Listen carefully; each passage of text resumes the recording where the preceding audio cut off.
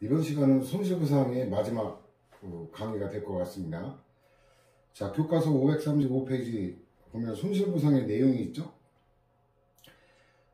그래가지고 지금 이제 확대되고 권리구제가 확대된다는 건 뭐 국가배상도 그렇고 다 마찬가지죠. 그 부대적 손실, 생활보상, 뭐 간접손실보상 포함된다는 건데 이건 지난 시간에 구체적 내용을 다 다뤘죠. 자, 보상 대상자는 그 토지 소유자 및 관계인이죠. 그래서 토지 소유자에 한정되지 않는다는 거고, 그 다음에 이제 보상 청구권 유무, 공공사업 시행 당시를 기준으로 한다 그랬죠. 이거는 뭐 지난 시간에도 나갔던 거죠. 다만 이제 보상액 산정 기준은 가격 시점이라고 해가지고 그게 협의 성립시나 그 재결시를 기준으로 한다 그랬죠. 그 다음 사업인정 고시일 당시 보상 대상에 해당한다면 이걸 기준으로 하니까 나중에 그 사업지구 내 다른 토지로 영업장소가 이전되었다라도 보상 대상이 된다는 거죠. 사업지구 내니까. 그리고 이거는 뭐 기본적으로 보상 대상자 여부는 사업인정 고시일이기 때문에 뭐 그런 건 판시가 안 됐지만 사업지구 밖으로 옮겼어도 고시일 당시 보상 대상에 해당한다면 당연히 되겠죠, 논리적으로는. 그 다음에 영업손실 등에 대한 보상과 관련하여 사업인정 고시일 이후 그 영업장소 등이 이전되어 수용재결 당시에는 그 해당 토지 위에 영업시설 등이 존재하지 않게 된 경우 사업인정 고시일 이전부터 해당 토지상에서 영업을 해왔고 당시 그 판단 기준 시점이죠. 당시 영업시설 등이 존재했다는 점에 대한 증명책임의 소재는 이를 주장하는 자다. 권리 성립 요건은 권리를 주장하는 자가 입증 책임을 지게 되는 거죠. 그 다음에 사업시행자의 보상계획 공고 등으로 공익사업의 시행과 보상 대상 토지의 범위 등이 객관적으로 확정된 후 이거는 나중에 보상을 노리고 해당 토지에 지장물을 설치하는 경우 이때는 이거는 기준 시점 이후니까 손실보상 대상에 포함이 안 되죠. 그 다음에 이제 그 산업입지에 관한 거는 산업단지 지정고시일 이게 이제 아까 공공사업이 일반적인 표현이라면 이제 이건 구체적 표현이죠. 그 다음에 지역지구 등 지정의 효력은 지형도면을 고시한 때 발생하고 이거는 뭐 무시해도 될 것 같네. 그 산업단지 지정의 효력은 산업단지 지정고시한 때 발생. 저 뒤에 게 이제 음미할 거죠. 그 산업단지 지정고시일 뭐 5번 판례의 연장이죠. 같은 내용. 그 다음에 재산권인데 재산권은 토지만이 아니라 토지 이외의 거. 그 다음에 소유권만이 아니라 기타 권리까지 포함된다 그랬죠. 토지 이외의 거에 가는 게 대표적인 게 건축이죠. 지상 물건에 관한 건데 이건 이전비 보상, 건축물, 임목, 공작물, 그 밖에 토지 정착물 이게 부동산 개념이거든요. 그 다음에 이제 다음 각호에 하나 해당할 때 해당 물건의 가격으로 보상하는 거 이것도 출제가 된 거라 법률을 외워둬야 됩니다. 지장물인 건물은 그 건물이 적법한 건축 허가를 받아 건축된 것인지 여부에 관계없이 그 사업인정 고시 이전에 건축된 건물이기만 하면 보상 대상이 된다. 이런 거 아니면 헷갈려요. 그 적법한 하냐 위법하냐에 따라 그 달라지는 경우가 있기 때문에 일일이 이건 외워둘 수밖에 없고 그 다음에 도시개발사업의 시행자가 사업시행에 방해되는 건축물 등에 관해 물건의 가격으로 보상한 경우 보상만으로 해당 물건의 소유권을 취득하는 건 아니고 시행자가 해당 물건의 소유권을 취득하지 못한 경우에는 이전하거나 제거할 수 있다는 거고 이게 이제 그 수용 절차를 안 거쳤기 때문에 그렇다는 거예요. 수용 절차를 거쳐야 이제 소유권이 이전되는 건데 그 다음에 그 이전비 보상과 관련해서 20개 이식비용을 산정할 때 자 이건 이식비용이에요. 4번은 고손해비고 이식비용을 산정할 때 수목 한 주당 가액을 산정 기준으로 대량의 수목을 이식하는 경우 규모의 경제 원리에 따라 이식비용을 감액할 수 있다. 이게 대량으로 하면 단가가 내려가죠. 근데 이게 이식비용이 그래요.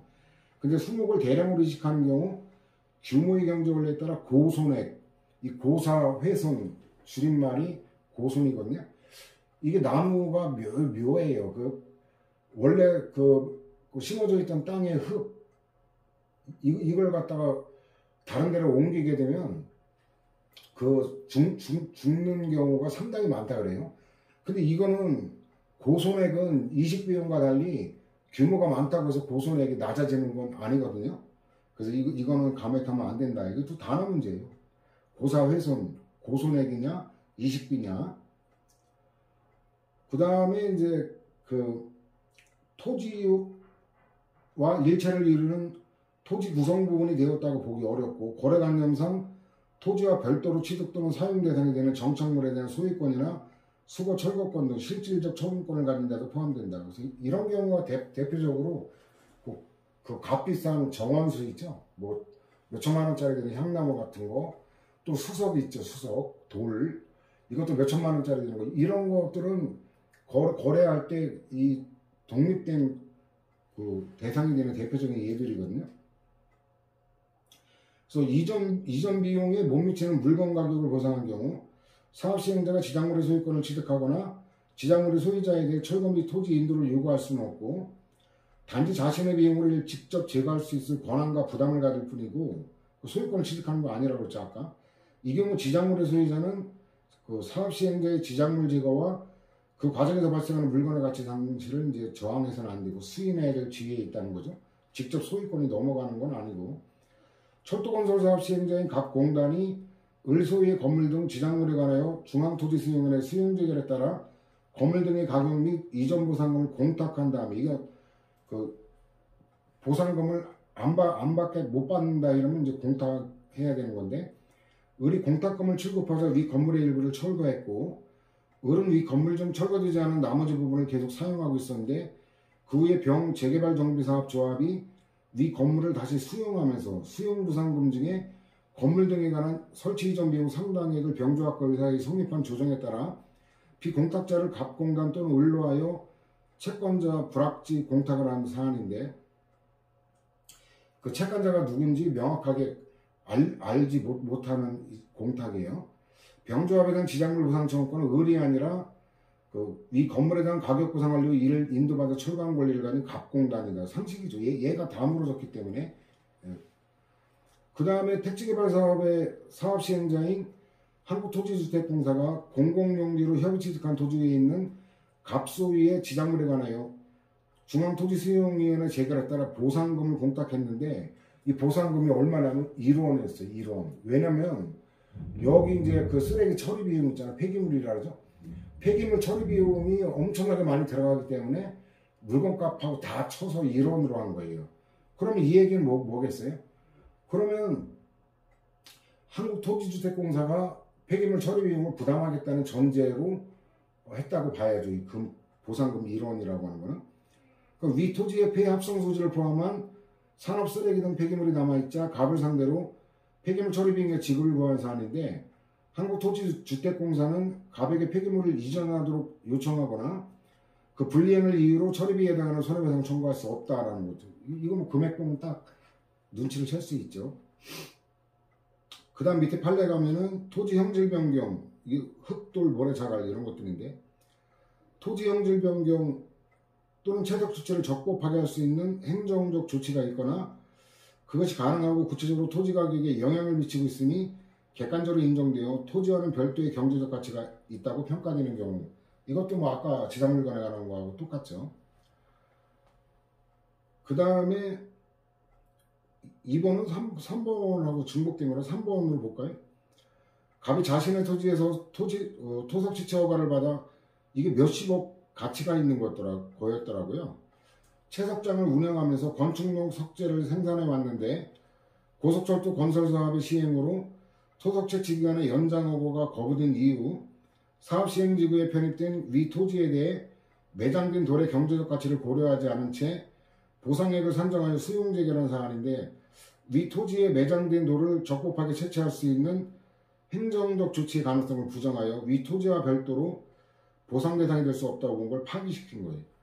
이거는 갱신 이 가능한 사안이다라는 거예요. 이거는 그 몇십억 가치가 있다라는 거고, 그 다음에 권리에 관한 건데, 광업권 이런 걸 그 지난번에도 얘기했죠. 지난 시간에 토지 소유권의 개체가 아니라 광업권의 개체가 이제 광물 같은 거, 지하자원 이런 걸 준 물건이라 그래요. 물건에 준하는 배타적 권리다 그래가지고 준 물건이라고 하는데, 광업권, 어업권, 양식업권 및 물의 사용에 관한 권리, 용수권, 여기 물에 관한 게 이제 판례에 나왔죠. 자, 그래서 물을 사용하여 사업을 영위하는 지위가 독립하여 재산권으로 평가를 했으니 답을 다 가르쳐주죠. 독립하여 재산권으로 평가. 이러면 뭐 당연히 보상 대상이 되죠. 그 다음 밑줄 쳐볼까? 하청수 사용권. 이거 물에 사용하는 걸로 해당하는 거고. 그 다음에 그 법령 규정이 없으면 이제 유사한 유치조정에서 보상할 수 있다는 일반론이고, 이제 구체적 사례가 나오는데 밑에서 세 번째 줄이 핵심이니까 그 밑줄을 한번 쳐볼까요? 하청수 사용권에 대한 물의 사용에 관한 권리로서의 정당한 보상 금액은 어업권에 취소되거나 어업면허 유효기간 연장이 허가되지 않은 경우에 손실보상액 산정 방법과 기준을 유치적용하여 산정하는 게 타당하다는 거. 그 다음에 이제 일실 손실보상, 영업손실. 이거 일실은 벌 수 있는 걸 못 본 거. 이걸 얘기하죠. 폐업, 휴업. 이때 관련되는 거죠. 그래서 적법한 장소는 또 적법한 장소인데, 임차인은 무허가 건축물일 때 일정한 경우에 되죠. 그 다음에 허가는 영업 자체는 적법해야 돼요. 이 장소는 적법하지 않아도 임차인의 경우 보상 대상이 될 수도 있는데, 영업 자체는 불법 영업이 아니어야 된다는 거죠. 그래서 영업 손실에 관한 보상에 있어서 영업의 폐지 또는 휴업의 구별 기준은 영업의 이전 가능성 여부다. 이거 보충 자료로 진행합시다. 이걸 조금 시행령까지 보는 게 조금, 시행규칙까지 보는 게 조금 이해가 쉬울 것 같아서 보충 자료 12페이지 보면 영업 폐지가 이 판례가 이 시행규칙을 따른 거거든요.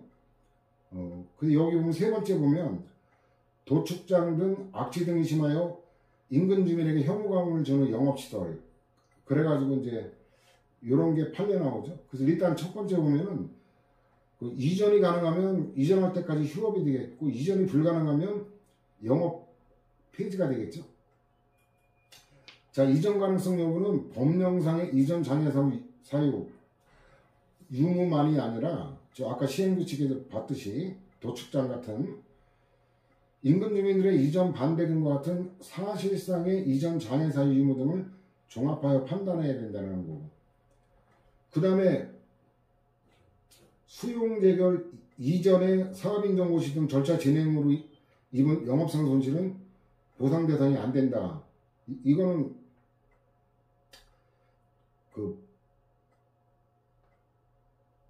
이거는 좀 이해하기가 좀 어려운 판례인데, 지역적인 거라 뭐 무리하게 외우지 않아도 되긴 할 것 같은데, 어쨌든 논리적으로는 보상 대상이 되느냐 아니면 사업인정 고시를 기준으로 한다면 그 논리에 따르면 이거는 조금 이해하기 어려운 판례예요. 그 다음에 영업을 하기 위해 투자한 비용이나 이게 이제 권리금 이거죠. 영업을 통해 얻을 거로 기대되니 이게 권리금에 관한 건 당시에 따를 때 보상 대상이 안 된다라는 거고, 그 다음에 재결 절차를 안 거치면 안 된다는 건 다 똑같죠. 근데 음미할 거는 재결 절차를 거치지 않은 게 이거 각 소송 요건에 관한 거로 각하사유다라는 거예요. 그거 음미해야 될 거고, 기각사유다 이러면 틀리단 말이죠.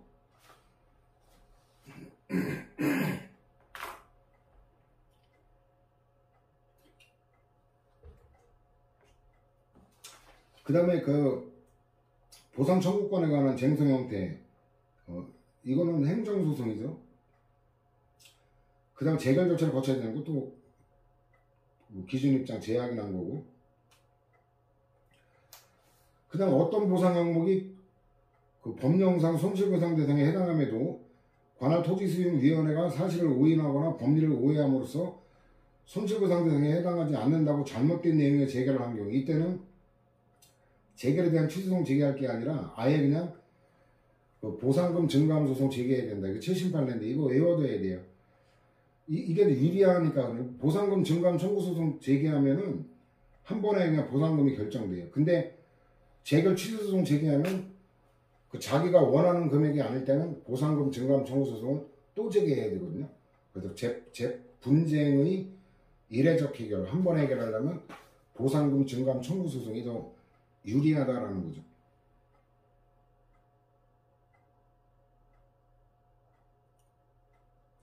그 다음에 적법한 영업에 모두 해당해야 된다는 거고. 그래서 자, 이 판단 기준 시점이 협의가 성립되면 협의 성립 당시, 이게 안 되면 강제로 하는 게 수용제로 사용제가 당시를 기준으로 한다는 거고, 그 다음에 신고 없이 종기업을 영위한 경우 이때 그 불법 영업은 안 된다 그러죠. 그 다음 위법한 영업은 보상 대상에서 제외한다는 의미로 그 자체로 헌법에서 보장한 정당한 보상 원칙에 배치된다고 할 건 아니다. 신고를 하지 않았다고 해서 영업 자체가 위법성을 가진다고 평가할 것은 아닌 경우도 적지 않고, 이러한 경우라면 신고 등을 하지 않았다 하더라도 영업 손실 등에 대해서는 보상을 하는 게 헌법상 정당 보상 원칙에 합치하기 때문에 제한적으로 해석해야 된다. 이거는 어떤 이론적인 연구가 안 되어 있거든요. 지금 행정법 교수들에게. 그래서 이 신고 중에 그 무신고하더라도 신고를 안 하더라도 다 위법이 아니다. 이걸 외워야 돼. 어떤 이론적인 배경이 없거든요. 그 판단 기준에 관한 것도 밝히지 못하고 있거든요. 그래서 외워둬야 될 거고. 자, 체육시설업의 영업 주체가 영업시설의 양도나 그 임대 등에 의해 변경됐지만 그에 관한 신고를 하지 않은 채 영업을 하던 중에 폐지 또는 휴업하게 된 경우 임차인 등의 영업은 보상 대상에서 제외되는 위법한 영업이 아니다. 이거는 아마 그 전에 신고를 했기 때문에 관대하게 봐준 것 같아요. 이건 이론적으로 접근할 수는 없고 그렇게 상적으로 접근할 수밖에 없고, 그 다음에 영업에는 매년 일정한 계절이나 일정한 기간 동안에만 인적 물적 시설을 갖추어 영리를 목적으로 영업을 하는 경우가 포함된다. 이게 이제 그 계곡에서 이제 음식 장사하는 게 한철 장사 이런 걸 얘기하는 거죠. 그 다음에 그 중앙토지수용위원회가 생태하천 조성사업에 편입되는 토지상의 무허가 건축물을 해서 축사업을 영위하는 갑에 대해 영업손실을 인정하지 않는다는 내용의 수용재결을 한 사안인데 위임범위를 벗어나거나 정당보상 원칙에 위배되지 않는다는 거고,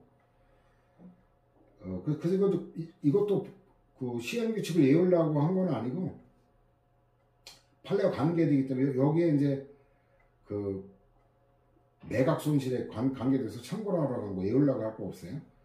그 영업의 폐지로 인해 제품이나 상품 등을 정상적인 영업을 통해 판매하지 못하고 일시에 매각해야 하거나 재고를 급하게 처리하려면 헐값으로 내놔야 될 거 아니에요. 필요 없게 된 원재료 등을 매각해야 함으로써 발생하는 손실이다. 뭐 상식적인 얘기라 뭐 외우려고 안 해도 되겠고, 매각 손실의 산정에 기초가 되는 재고자산의 가격에 당의 재고자산을 판매할 경우 거둘 수 있는 이유는 포함되지 않는다. 이거는 저도 뭐 잘 이해가 안 되는 거라 그냥 눈에 익혀주세요. 자, 교과서로 다시 돌아오면은 영업손실 받고, 농업손실인데 이것도 뭐 다 똑같죠. 그 행정소송 절차인데 그 당사자는 바로 갈 수는 없고 그 재결을 거쳐야 된다라는 거 3번에 나오죠. 그 다음에 두 번째 판례 보면 사업시행자가 보상금 지급이나 토지 소유자 및 관계인의 승낙 없이 공익사업을 위한 공사에 착수하여 영농을 계속할 수 없게 하는 경우 그 2년분의 영업 손실 보상금 지급과 별도로 공사의 사전 착공으로 토지 소유자나 관계인이 영농을 할 수 없게 된 때부터 수용 개시일까지 이번 손해를 배상할 책임이다. 이것도 외워야 돼요. 아까 그 수용제를 전에 발생한 건 보상하지 않아도 된다고 했는데 이거는 그래서 논리적으로 일관성이 없기 때문에 출제가 되고 외워야 될 판례고, 그 다음에 임금 손실인데 평균 임금이라고 하는데 이런 것까지 이제 행정법에 뒤틀 건 아니에요. 근로기준법에 보면 그 평균 임금은 퇴직금 산정 기준이고, 그 다음에 뭐 그 주유 수당이나 이런 각종 수당 같은 경우 이런 거는 그 평균 임금이 아니라 통상 임금을 기준으로 하고 있는데, 그래서 그 노무사 시험에서는 이 평균 임금이냐 통상 임금이냐가 굉장히 중요한데 행정법은 그걸 뒤틀지는 않을 거예요. 자, 그 다음에 기타 손실에 가는 건데 이것도 하여튼 뭐 다 재결 절차를 거쳐야 되는 건 다 똑같고, 그 다음에 지역적인 판례라 그냥 가볍게 보세요. 부가가치세 이런 거 법제가 어떻게 되는지 저도 몰라가지고 저거는 기본적으로. 손실보상의 원칙은 뭐 제목부터 다 외워야죠. 그래서 이건 뭐 제가 특별히 설명할 건 없고, 그 다음에 개인별 보상, 개별불이 원칙이죠. 판례도 뭐 그 내용 나온 거고, 채권 보상인데 저거 중요한 거 뭐 이런 강의도 다 했기 때문에 중요한 거 밑줄 그어놨죠. 근데 자, 그렇게 해서 그거는 여러분들이 읽어봐도 되고, 대토 보상도 그 이론 강의 때 다 설명을 했어요. 이건 보상금 대신 다른 땅으로 물어주는 거거든요. 보상의 결정 방법인데 당사자의 사이에 그 협의에 의한 거, 이건 합의로 되면 여기서 끝나는 거죠. 이게 안 되면 결국 강제로 뺏는 재결로 가는 거고,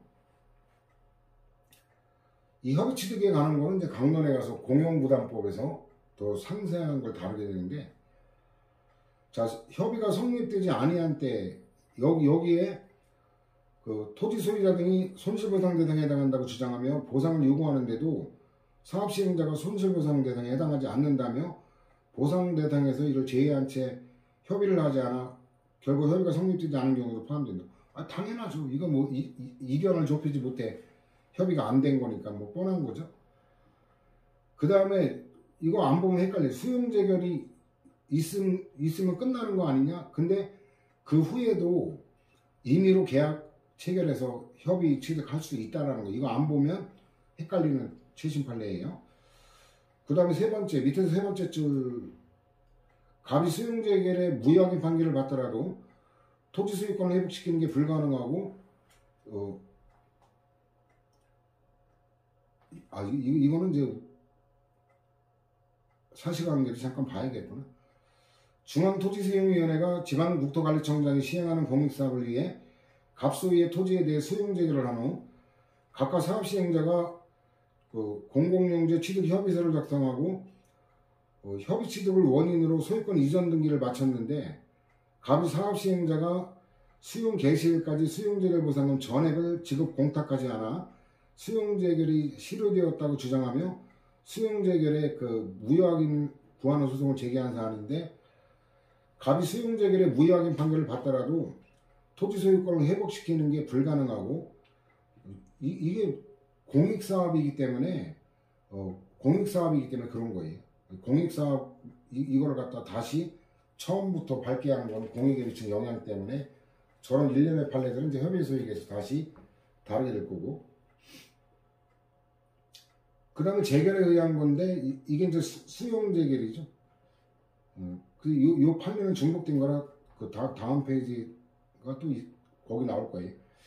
재결의 신청은 사업시행자고 재결 신청 청구만 할 수 있는 게 토지 소유자 및 관계인이라는 건 200일 관리라서 미리 받고, 그 다음에 이의신청에 대한 건데 이건 임의주의라 그랬죠.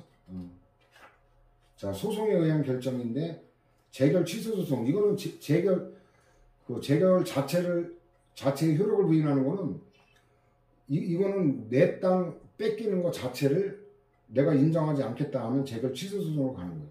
근데 내 땅 뺏기는 거는 감수하는데 내 보상금은 제대로 받아야겠다면 보상금 증감 청구 소송으로 가는 거고. 자, 그래서 관련 판례 보면 관행어업권은 성실하게 된 자가 취득한 손실보상 청구권은 행정소송으로 행사해야 되는데, 이게 또 하천법 개정 전에 본문에 따른 거에 항고소송이고, 부칙에 따른 거, 개정 이전에 편입된 거는 부칙은 당사자 소송이라 그래요. 그래서 이건 나눠봐야 돼요. 요게 이제 당사자 소송법은 그 부칙 있죠, 부칙. 이게 공권이고 당사자 소송이에요. 본문은 항고 소송이고. 그 다음에 3번인데 행정소송 제기할 때 이의제기에서 증액된 보상을 공탁해야 될 시기인데 이거는 이제 소송 제기 전에 하는 게 원칙이지만 사실별로 종결 당시까지 치의를 인정한다라는 거고, 그 다음에 이의신청 후 이의제기를 불복하여 취소송 제기할 때 원처분주의거든요. 이게 원처분이 수용제기를 대상으로 해야 되는데, 옛날에는 그 이의신청 필요적 전치주의였기 때문에 그 재결주의였거든요. 그래서 그 내용이 이제 법률이 바뀌면서 670이라고 연결되죠. 548하고 671에 가면 그 위에 4번 판례 있죠. 중앙토지수용위원회가 수용재결을 하고 다시 이의재결을 하는 경우, 이건 이의신청 안 거쳐도 되는데 자발적으로 거친 경우 토지수용 자체의 위법성을 다투기 위해 취소를 구해야 되는 대상은 수용재결이다. 그래서 이거는 이제 최신 판례의 의미는 없어졌죠. 벌써 오래됐기 때문에. 자, 그래가지고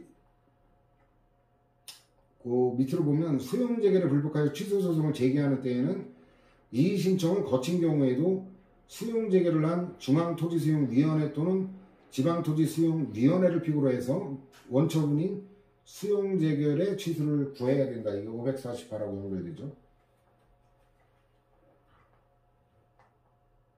자, 그 다음에 당사자 소송의 그 세 번째, 그 명적 보상 규정이 없더라도 그 재반부짐이 제외제라는 건데, 이 개정 전에 국유로 된 경우 명적 보상 규정이 없더라도 손실 보상해야 된다. 이게 붙이겠다는 게 그 유추 적용한다라는 거고, 그 다음에 보상을 위한 감정평가 당시 가격을 기준으로 보상액을 산정하는 게 원칙이다.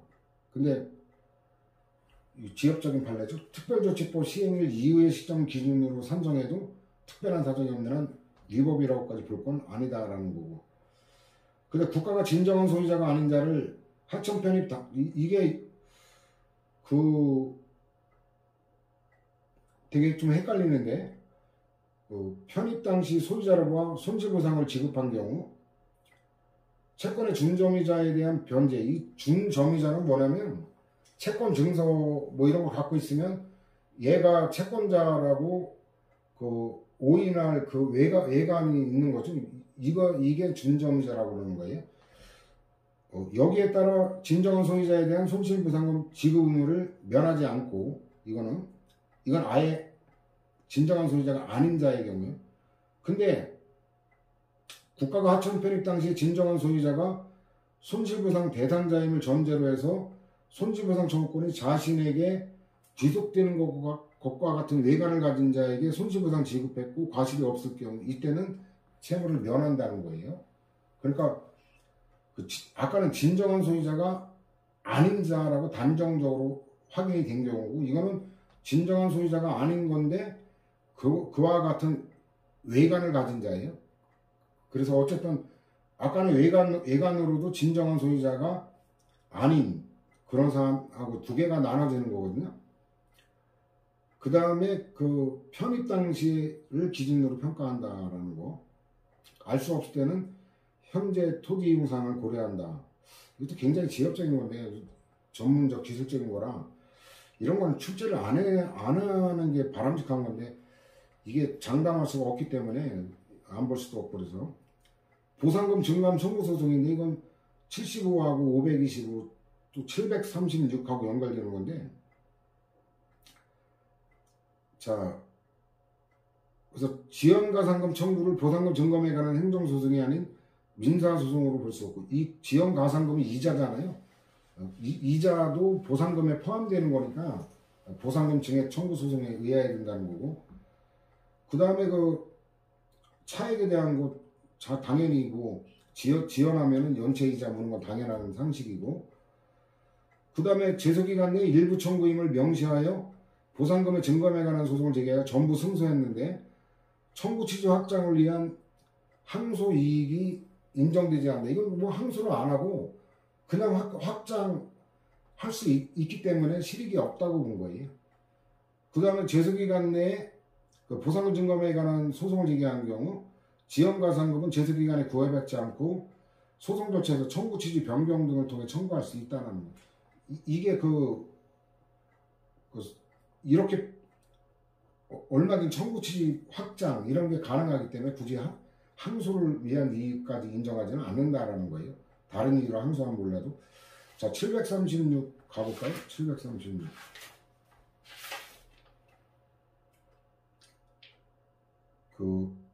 이 형식적 당사자 소송이 있죠? 그래서 737의 보상금 증감 청구 소송. 이거 중복을 해놔가지고 이거를 736으로 통합을 해야 되겠네. 736 보면은 1번 받고 그 다음 여러 개 감정평가가 있는 경우 법원이 각 감정평가 중 하나를 채용하거나 그 하나의 감정평가 중 일부만에 의해 사실을 인정하는 것도 위법하지 않다. 이것도 기술적인 내용인데 손실보상금 산정을 위한 감정평가가 위법한 경우 위법하지 않은 부분을 추출하여 참작할 수 있다. 이것도 상적인 내용이 되겠고 감정평가의 위법이 있을 때 법원이 취해야 될 조치인데 이 법원의 권한이지 금액을 정하는 건 정당 손실보상액을 스스로 산정할 수 있다라는 거고 근데 멋대로 자의적으로 할 수는 없다. 상식적인 내용이에요. 그 다음에 이제 피보상자 또는 사업시행자가 여러 보상 항목 이 보상 항목은 물건별로 하는 게 원칙이라고 했죠. 근데 이 보상 항목 중에 영업에 관한 거는 일체로 다뤄진다 그랬죠. 그래서 보상 항목들 중 일부에 대해서만 개별적으로 불복의 사유를 주장하여 행정소송을 제기할 수 있다. 당연하죠. 물건별로 따로 보상 항목이 따로 별개니까. 그 다음에 과소 과다 이럴 때 정당한 보상금을 새로 결정할 수 있다는 것, 이것도 상식적인 내용이네요. 그 다음 피보상자가 여러 보상 항목들에 관해 불복하여 보상금 증액 청구 소송을 제기했는데 그중 일부 보상 항목에 관해 법원 감정액이 재결 감정액보다 적게 나온 경우 오히려 피보상자는 해당 보상 항목에 관해 불복 신청이 이유 없음을 자인하는 진술을 하거나 불복 신청을 철회함으로써 해당 보상 항목을 법원의 심판 범위에서 제외해달라는 소송상 의사표시를 할 수 있고 이 처분권주의잖아요. 사업시행자가 피보상자의 보상금 증액 청구 소송을 통해 감액 청구권을 실현하려는 기대에서 제소기간 내에 별도의 보상금 감액 청구 소송을 제기하지 않았는데 피보상자가 위와 같은 의사표시를 하는 경우 사업시행자는 법원 감정 결과를 적용하여 과다 부분과 과소 부분을 합산하여 처음 불복 신청된 보상 항목들 전부에 관하여 정당한 보상 금액을 산정하여 달라는 소송상 의사표시를 할 수 있고 정반대 경우도 마찬가지다. 이게 처분권주의, 소송에 관한 처분을 당사자가 하는 거 그거 아니면 뭐 당연하죠. 오늘 판례 교재 최종 규정 최신 판례까지 해서 이제 마무리했네요. 아마 중순쯤에 이제 판례 나올 겁니다. 판례 규제. 그 다음에 민사소송 이거 봤죠? 아무런 규정이 없을 때 유치 적용하는 이런 경우가 판례가 이제 민사소송으로 다룬다는 거. 그 다음에 새로운 손해정보에 관한 건데 희생보상 청구권에 관한 판례 나오는데 이거 봤었죠? 이거 즉시강제 관련해 가지고 그 다음에 결과적인 청구권에 관한 건 553에 학설은 당사자 소송인데 판례는 민사소송으로 다루죠. 그래서 원상회복 부정 손해배상 인정. 그래서 이 손해배상이나 부당이득 반환 도로 같은 경우는 사건 행사할 수 없기 때문에 원상회복은 안 돼요. 대신에 손해배상이나 그 다음에 부당이득 같은 이 금전으로 해결할 수밖에 없는 거고 이것까지 부정되는 건 아니다라는 거고 그 다음에 도로에 관한 건 특별 규정이 있지만 이 상수도관 철거하는 거는 원상회복이 가능한데 이거 굉장히 지엽적이고 이 권리남용에 관한 판례거든요. 저 민법에는 몇백 개가 돼요. 권리남용이냐 아니냐. 근데 행정법에 중요한 논점은 아니에요. 그래서 그냥 1, 2번이 중요한 거예요. 그 정도는 알아둘 필요가 있어요. 자, 이렇게 해서 드디어 이제 손실보상에 관한 거하고 손해정보를 다 마무리하고 다음 시간부터는 이제 행정심판 소송 마지막 주제로 접어들도록 하겠습니다.